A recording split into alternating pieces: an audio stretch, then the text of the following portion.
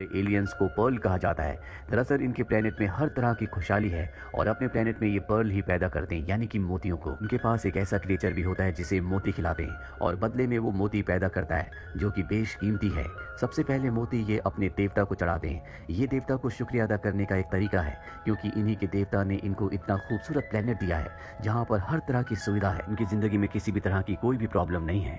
लेकिन एक दिन ये आसमान में देखते हैं जहाँ से बहुत सारे स्पेसशिप इनके प्लेनेट की तरफ आ रहे हैं और अपने आप ही ब्लास्ट हो रहे हैं। एक स्पेसशिप इनके प्लेनेट पर गिर जाता है जिसे यहाँ की क्वीन अपने लोगों के साथ देखने के लिए जाती है। सब के सब उस क्राफ्ट के उस स्पेसशिप के अंदर चले जाते हैं। इनकी क्वीन बाहर रह जाती है जहाँ पर एक ब्लास्ट होने वाला है। जैसे ब्लास्ट होता है, इनकी क्वीन पूरी दुनिया में एक टेलीपैथिक मैसेज भेज देती है जो पूरे ब्रह्मांड में फैल जाता है। वहीं अल्फा स्टेशन में वलेरियन को दिखाया जाता है जो कि वहाँ का एक सोल्जर है। उसे एक सपना आता है। इस सपना दरअसल वही टेलीपैथिक मैसेज होता है जो क्वीन ने भेजा था। वो देखता है कि कैसे एक सुंदर प्लेनेट कुछ स्पेसशिप्स के आने की वजह से पूरी तरह से तबाह हो गया। वलेरियन को समझ में नहीं आता कि ये सपना क्या था। अब वहाँ पर उसकी एक साथी जिसका नाम लॉरेलिन है वो आती है। वो बताती है कि हमें एक नया मिशन दिया गया है। ये दोनों के दोनों अपने मिशन के लिए निकल पड़ते हैं। मिशन के दौरान ही वो अपने सपने को स्कैन करता है। स्कैन करने के बाद भी वो पूरी तरह से कंफ्यूज होता है कि ये प्रेजेंट की बात है या बहुत पुरानी। अब ये एक दूसरे प्लेनेट पर पहुंच जाते हैं जहां पर इन्हें क्रिएचर को पकड़ना है। यही इनका मिशन है। दरअसल इस क्रिएचर की ब्लैक मार्केट में बहुत ज्यादा कीमत है क्योंकि वो मोतियों को यानी कि पर्ल को पैदा करता है। ये दोनों के दोनों यहाँ पर पहुंच जाते हैं। देखते हैं कि ये प्लेनेट पूरी तरह से बंजर है, यहाँ पर कोई भी नहीं है। दरअसल इस प्लेनेट की जो ब्लैक मार्केट होती है वो एक दूसरी दुनिया में है और उस दुनिया को देखने के लिए इन्हें खास तरह के ग्लासेस पहनने पड़ेंगे। यहाँ पर वलेरियन को एक लड़का मिलता है जो उसे एक गन और खास तरह के ग्लासेस देता है। उसे पहनने के बाद वो यहाँ से टेलीपोर्ट होकर उस दुनिया में पहुंच जाता है जहाँ पर ब्लैक मार्केट है। यहाँ पर अलग अलग तरह के एलियंस हैं और यहाँ उस क्रिएचर की बहुत बड़ी डील होने वाली होती है और ये डील उसी प्लेनेट के एलियंस करने वाले होते हैं जिनके प्लेनेट पर मोती पैदा होते थे, जिनकी क्वीन ने पूरी दुनिया में एक टेलीपैथिक मैसेज भेजा था जिसका सपना वलेरियन को आया था। वलेरियन उस जगह पहुंच जाता है जहाँ पर उस छोटे से क्रिएचर की डील हो रही होती है। दरअसल वो क्रिएचर अब दो बड़े बड़े एलियंस के पास है जिसे खरीदने के लिए उसी प्लेनेट के लोग आए होते हैं जिनका ये क्रिएचर है। इस क्रिएचर के बदले वो इन्हें बेशकीमती मोती देना चाहते हैं जिसकी बहुत ज्यादा ताकत है।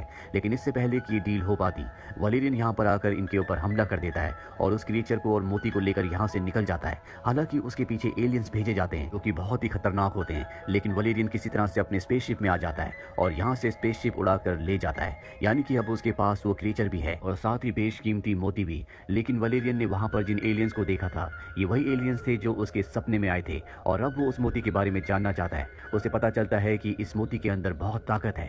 इस मोती के अंदर इतनी एनर्जी है जितनी उसके स्पेसशिप में भी नहीं है। साथ ही उसे उस पर्ल से, उस मोती से ये पता चलता है कि जिस प्लेनेट का उसने सपना देखा था वो प्लेनेट इस ब्रह्मांड में आज से 30 साल पहले था। यानी कि 30 साल पहले वो डिस्ट्रॉय हो गया, जिसका मतलब ये है कि जो सपना आज उसने प्रेजेंट में देखा था दरअसल वो मैसेज आज से 30 साल पहले भेजा गया था और जिसका विजन उसे आज इस वक्त में आया। उस प्लेनेट के बारे में और भी जानना चाहता है लेकिन उसे उसका एक्सेस नहीं मिलता। दरअसल उसके सीनियर ने इस पूरी की पूरी इंफॉर्मेशन को छुपा कर रखा होता है। वलेरियन लॉरेलिन के साथ अपने अल्फा स्पेस स्टेशन पर वापस आ जाता है जो कि बहुत बड़ा है। यहाँ पर 800 तरह के अलग अलग एलियंस रहते हैं। इनमें कुछ ऐसे भी एलियंस है जो चीजों को रीजनरेट कर सकते हैं। वलेरियन और लॉरेलिन अपने सीनियर, अपने कमांडर के पास जाते हैं। कमांडर के यहाँ पर अपने पर्सनल रोबोट्स भी होते हैं जो उनके कहने पर कुछ भी कर सकते हैं। साथ ही कमांडर इन दोनों को मिशन के बारे में बताते हैं। कहते हैं कि हमारे पूरे के पूरे प्लेनेट यानी कि हमारे स्पेस स्टेशन के बीचों बीच एक रेड जोन है जिसके बारे में किसी को कुछ नहीं पता। मैंने अपनी टीम को वहां पर इन्वेस्टिगेशन करने के लिए भेजा था लेकिन वहां से कोई भी वापस नहीं आया। मुझे लगता है कि अल्फा के बीचों बीच जो रेड जोन है वहां पर कुछ ऐसी चीज है जो हमारे पूरे के पूरे स्पेस स्टेशन को यानी कि अल्फा को पूरी तरह से खत्म कर सकती है। हाँ, कमांडर ने उस खूबसूरत प्लेनेट की एक एलियन को भी पकड़ा होता है जो मोती पैदा किया करते थे, जिनका वो क्रिएचर है और कमांडर उसे टॉर्चर कर रहा होता है। कमांडर वलेरियन के साथ ही लॉरेलिन से उस क्रिएचर को मांगता है जो उसके पास होता है, पर लॉरेलिन उसे देने से मना कर देती है। वो कहती है जब तक मिशन के बारे में सब कुछ पता नहीं चल जाता इसे मैं अपने पास ही रखूंगी। सबसे पहले हमें उस रेड जोन के बारे में पता करना चाहिए। असल वलेरियन को और लॉरेलिन को अपने कमांडर पर शक है। कमांडर इसके बाद मीटिंग में अंदर चले जाते हैं जहां पर बहुत सारे अलग अलग जाति के एलियंस होते हैं और जब इनकी मीटिंग चली रही होती है तभी वहां पर एक धमाका होता है और ये धमाका उसी खूबसूरत प्लेनेट के एलियंस ने किया होता है। वहां उनके ऊपर हमला करके कमांडर को पकड़कर अपने साथ ले जाते हैं। वलेरियन कमांडर को बचाने के लिए उनका पीछा करता है लेकिन वो ऐसा नहीं कर पाता और अब अल्फा की जो गवर्नमेंट है वो भी कमांडर की मदद नहीं कर सकती क्योंकि वो एलियंस कमांडर को रेड जोन में ले गए हैं। यहाँ पर किसी का भी जाना मना है। वहीं हमें वलेरियन के साथ ही लॉरेलिन को दिखाया जाता है जो वलेरियन की मदद करने के लिए वहां पर पहुंच जाती है, पर तभी कुछ एलियंस आते हैं उसे पकड़कर अपने साथ ले जाते हैं। ये बात गवर्नमेंट को पता चल जाती है कि लॉरेलिन को पकड़ लिया गया है और वो लॉरेलिन की मदद भी नहीं करते क्योंकि वहां पर रेड जोन में जाना हर किसी के लिए वर्जित है।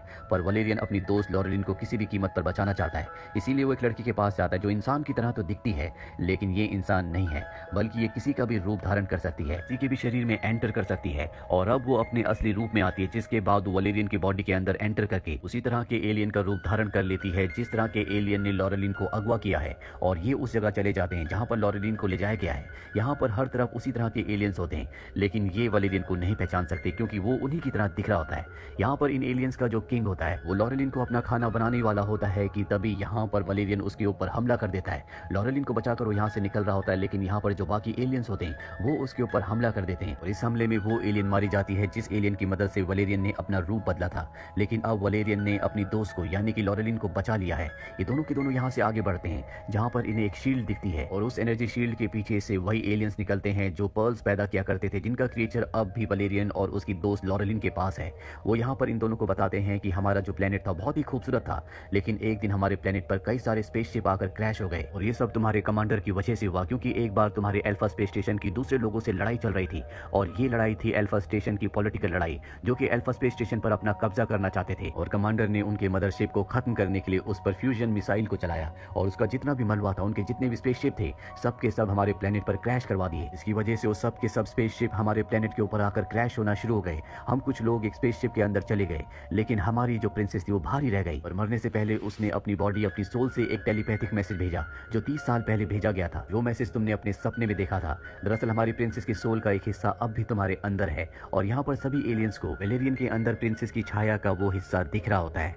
दरअसल जब इनके प्लेनेट के ऊपर वो सब के सब स्पेसशिप क्रैश हुए थे तो उसके बाद इन्होंने स्पेसशिप्स के ऊपर काम करना शुरू किया, उस टेक्नोलॉजी को समझा, जिसके बाद इन्होंने उस स्पेसशिप को रिपेयर किया और अल्फा स्पेस स्टेशन तक आ गए जहाँ पर इन्होंने जिंदगी को एक बार फिर से जीना सीखा, यहाँ की टेक्नोलॉजीज को सीखा और अल्फा स्टेशन के सेंटर में आकर रहने लगे। कमांडर को बात पता थी, इसीलिए उसने इस पूरे के पूरे एरिया को रेड जोन घोषित कर दिया ताकि कभी कोई बड़े अधिकारी इन एलियन से ना मिले, किसी को ना पता चले कि कमांडर की वजह से इनका पूरा का पूरा प्लेनेट तबाह हो गया था। दरअसल इन एलियंस के पास अब भी वो खास मोती होता है जिस मोती को उस क्रिएचर को खिलाने से, जो क्रिएचर वलेरियन और उसके साथी के पास है, वो कई और सारे मोती बना सकता है। इसीलिए ब्लैक मार्केट में ये उस क्रिएचर को हासिल करने गए थे, लेकिन वलेरियन उस क्रिएचर को लेकर निकल गया।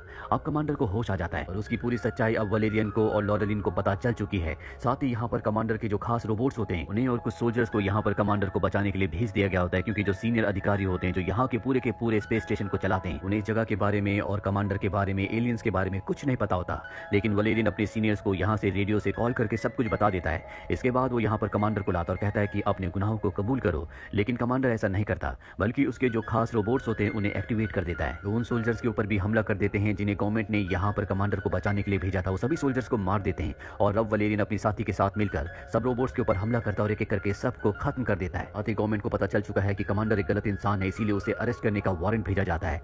वलेरियन को पता है कि वो क्रिएचर यहाँ पर रहने वाले एलियंस को, जिनका एक खूबसूरत प्लेनेट था, कितना जरूरी है, इसीलिए वो क्रिएचर उन्हें दे देता है कि वो अपने लिए कोई प्लेनेट ढूंढकर वहां पर पहले जैसी जिंदगी को बिता सकें।